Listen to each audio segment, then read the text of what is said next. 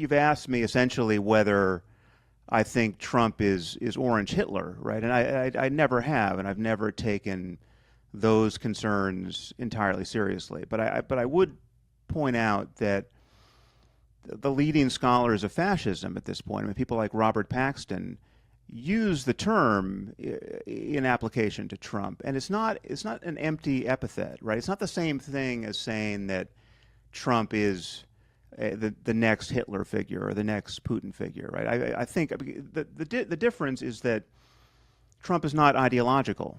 You know, Trump is in the Trump business. Trump just wants wealth and fame, essentially, and he wants power in order to secure those things. But I think there are very few people who think he wants to create the 1,000-year Reich. I mean, he wants to build condos and play golf, right? I mean, we're talking about a game show host, right, who got marketed for 12 years on television as a brilliant businessman, and half the country bought it, right? And a quarter of the country has rallied to him like he's the Messiah, and another quarter is willing just to look the other way as he desecrates the most basic norms of our democracy.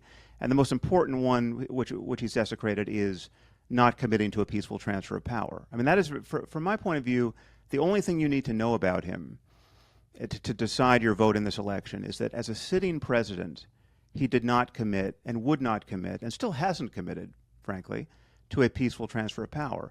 And we didn't have a peaceful transfer of power, right? And so that is, I mean, just again, to default to sane conservative Republican or erstwhile Republican principles, Ronald Reagan singled this feature of our democracy out as the key feature. I mean, it is the thing that made us the shining city on the hill, to use his terms. I mean, the thing that people living in shithole countries, to use Trump's terms, envy in us is this peaceful transfer of power. It is a political miracle. And Trump's campaign, his continued status in the Republican Party as their frontrunner, is just a continuous desecration of that principle. And so from my point of view, everything hinges on that. And no, I don't think assassination attempts are the right remedy for that. Voting against him is the right remedy for that. And the reason why things didn't normalize over the last 4 years is not because Joe Biden was so woke, or Kamala Harris is now a woke Manchurian candidate who will govern like a blue-haired activist from Barnard. No, it's that Trump is still in our politics, and we don't have a normal conservative party. I mean, this again, to come back to things that you and I agree about. You know, you and I could spend 2 hours here running down the far left and agreeing about, you know, just how bizarre the identitarian moral panic has been on the far left. But the problem with Trump and Trumpism is that it seems to justify all of that, right? It adds fuel to all of that, and the reason why the panic is justified, frankly, and again, it extends to Trump's former allies, right? It extends to his former running mate, Mike Pence. I mean, Mike Pence has said that the American people deserve to know that Donald Trump asked me to be loyal to him, to put my loyalty to him over my loyalty to the Constitution, right? That is political plutonium, right? And we should and the Republican Party should recognize it as such. But what we have in the Republican Party is, as I said, a cult of personality and a loyalty test. And you have people like J.D. Vance and even Elon Musk bending the knee in this loyalty test in the most abject way, asserting that they believe the big lie that he really won or might have won the 2020 election. And this is not, it's just not normal, and it's not compatible with the norms of our democracy. And the sooner we wake up from this bad dream, the better.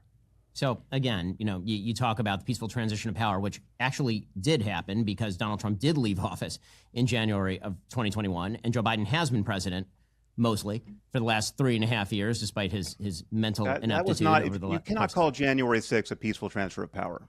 Well, that's not when the transfer of power happens. People don't leave office on January 6th. People leave office on January 20th. If Mike Pence had obeyed him, we would have had a genuine constitutional crisis. I agree with you, which is, I think, that why Mike Pence did the right thing. And I think that what Donald Trump, the argument that Donald Trump was making between November and January was morally and legally specious. With that said, there was a peaceful transition of power. But right now on the campaign trail, when Donald Trump is asked, and he was on Joe Rogan a few days ago, about the 2020 election, he still claims that he won the election. What do you make of that? I mean, I obviously disagree with him. I don't think that he won the 2020 election. Also, this is part and parcel. I wish it weren't. But it is part and parcel of a reactionary divide that has plagued our politics since before Donald Trump, frankly. I mean, when Donald Trump won the election in 2016, we then spent 3.5 years of people claiming that Donald Trump was a Russian plant and had been bootstrapped into office by the Russians manipulating Facebook. This sort of election denialism is not. It is ugly. It is bad on both sides. It is. I won't even say that what Democrats exist on both sides. That's not true. I mean, that's not. If Donald Trump wins this election, I promise you will see election denialism on the left. That is incredibly similar to what you've seen from Donald Trump. I wanted to ask you that, and this is a question for you. I'm not going to filibuster, Ben. I just want to ask you, if on election day we have a clear result, right? So there's a landslide in the swing states, and someone really wins, right? If I told you that the losing candidate denied the results of the election and simply would not accept a loss, and even appealed to their most fanatical supporters to come into the streets and just obviously provoked violence on the part of the mob, right? And said, and when asked, what about the Constitution? This candidate said, to hell with the Constitution. We don't have a country anymore. Which candidate am I conceivably talking about? Well, I mean, I think that, given Trump's rhetoric in 2020, obviously what you're talking about is Donald Trump. I don't think that's how it'd be phrased by Kamala Harris. I think that the way that it'd be phrased by Kamala Harris is more subtly. That Kamala Harris, if she loses in a landslide, you think there's a chance that she will not accept the results of the election? Forget about a landslide. How about a close election? Into the streets? How about a close election? Forget about a landslide, because a landslide is... The landslide just makes it perfectly clear.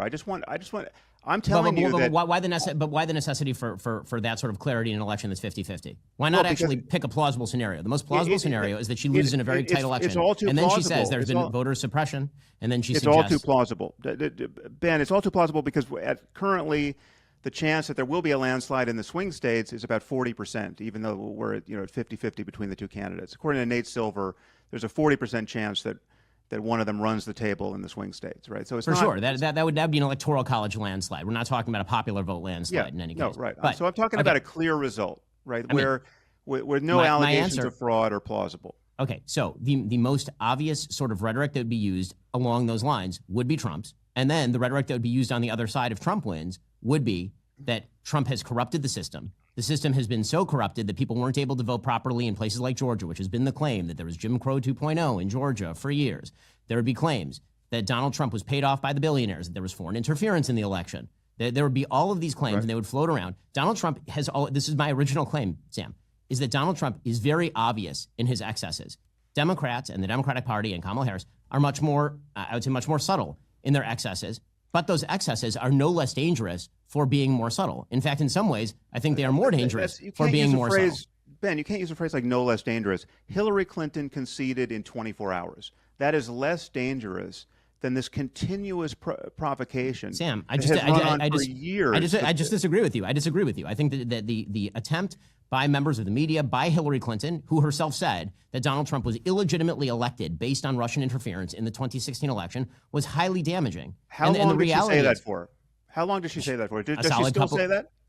I mean, she will. Yes, actually, she will still claim openly that there was manipulation that took place during the. That is true. There was manipulation during the 2016 election. She says the sane thing to say is that there is continuous foreign interference in our elections, right? But that's always been the case. That's the double standard, Sam. Now you're proposing a double standard. When Hillary says it, it's totally subtle and fine, and when Trump says it in the most obvious, foolish way, then it's totally different. Ben, Sam, go ahead. You're just missing the relevant details here. Almost everyone thinks that there is continuous foreign interference in our elections. Very few people at this point think that it has been decisive and that it was decisive in 2016. I mean, the problem in 2016, it was a much bigger problem, that the internal division was real, and that whatever Russia tried to do on Facebook was amplifying very real divisions that exist in our society, which we should worry about. But I'm not in contact with any Democrats, and I talked to a lot of them at this point, who have burned any fuel over even weeks, much less months or years, worrying that Trump's first term was totally illegitimate because the election was hacked, and I mean what really happened. I mean there were things that seemed decisive that one could regret, like Comey opening the email investigation 10 days before the election, and that functioning as effectively as a kind of October surprise, right? I mean nothing came of it, but it seemed decisive in terms of her poll results in those last weeks. But I mean, her loss was overdetermined, and most sane Democrats recognize that. What you do not have in the Democratic Party is a cult of personality around anyone and a series of loyalty tests. I mean, again, we're so far from the actual ground truth here. I mean, the ground truth is that we know at this point that there were Republicans in Congress, right, who would have voted to impeach Trump after January 6th, but they didn't because they were afraid for their lives. They were afraid that someone in the MAGA cult would come and kill them or members of their families, right? We know this from Mitt Romney, and we know it from Liz Cheney, too. This is not normal, and it's not happening on the Democratic side, right? This is a descent into, if you don't like the term fascism, something very much like fascism. I mean, I would say that this is fascism punching a gaping hole in our democracy, and it is the effect of Trump's demagoguery. So, his Sam, style of politics. You're saying fascism is punching a gaping hole in our democracy, and this is solely due to Trump, and yet you also say that you would not support Kamala Harris if she, for example, stopped the certification of the election. And so my question remains, if Trump is such a grave threat to democracy, then why aren't you treating it that way? Voting isn't enough. I don't treat Kamala Harris as that sort of threat to democracy. Well, I think that Kamala Harris is a threat to many of the institutions. I'm not going to burn down the village. I'm not going to burn down the democracy in order to save it, right? So I'm not in favor of political But your argument is that it's assassination. ending under Trump. But your argument is that it's ending under Trump. I can well imagine that our institutions are strong enough to weather a second Trump term, right? I don't think we're going to be. It's not going to be the Third Reich, and again, I don't think he has those kinds of aspirations because he's such a small figure in the end, right? He's not a man of ideas on any level, right? So as far as I can tell, he believes almost nothing.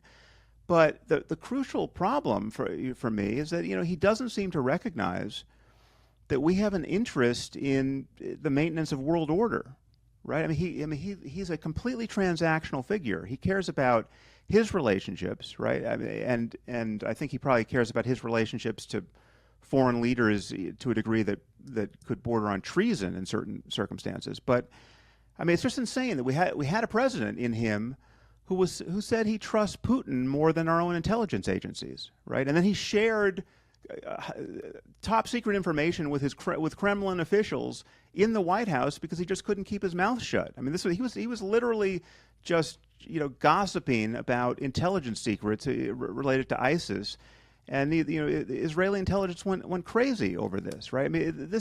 He's not a serious figure. Well, can I respond to that one? Yes, and then I'll jump in. Because this one's actually kind of fascinating. So now we've shifted sort of topics into foreign policy and maintenance of world order and vision of the world. And this is the part where it seems rather incredible to me to support Kamala Harris as somebody who has a vision of a functional world order. The reality is that when we talk about Donald Trump, I think that in some bizarre ways, Trump and Harris are sort of photo negatives of one another, in the sense that Trump appears on the surface very unserious and he says a lot of bloviating and silly things, and then his foreign policy actually is rather serious. And Kamala Harris appears to sometimes, when she's not word salading, say serious things, and then her foreign policy is deeply unserious. So you'll have Donald Trump and he'll say stupid things or bad things, where he will say something about ISIS to the Russians, or declassify top secret things in real time. Or you could theoretically have the Biden-Harris administration staffed by people who full-on leak Israeli intelligence plans in the middle of a war to the Iranian government, such that it is printed. You may have such an intelligence crisis, in fact, that the Israeli government stops sharing intelligence with the United States specifically because every time they do, it seems to be leaked to the front pages of the New York Times. You could have a foreign policy that is so deeply in hock to America's enemies that in the middle of an existential war in which Israel, for example, is fighting 7 different border wars from 7 different sources, you have the Biden-Harris administration slow-walking aid, threatening a cutoff in aid for supposedly humanitarian reasons, all while Kamala Harris seems signally unable to, for example, have a Sister Soldier moment with pro-Hamas supporters in her own party. Right? And then I'm supposed to feel that Donald Trump is the threat to world order. And the reality is that Ukraine was invaded under Kamala Harris and Joe Biden. It was not invaded under Donald Trump. Donald Trump, here's the thing about foreign policy that's really funny. Foreign policy is widely perceived as a game of nuance and complexity, when in reality, foreign policy is not all that complex and not all that nuanced. Very often it amounts to, if you cross this line, I'll punch you in the face, or I'll support people who do. And that actually is something that Donald Trump understood quite well, which is why he was able to achieve the best record in the Middle East of any president of my lifetime, while the pseudo-sophistication of the Biden-Harris administration has achieved the most massive conflagration in the Middle East in my lifetime. Okay, well then I'll ask you a not nuanced question. Sure. It should be simple enough to answer. Who do you think Putin wants to win the election? I don't know who Putin wants to win the election. I'll be honest with you. You have no intuitions about this? No. And the reason that I have no intuitions about this is because I don't think that Donald Trump knows his own policy on Ukraine. I don't think Putin does either.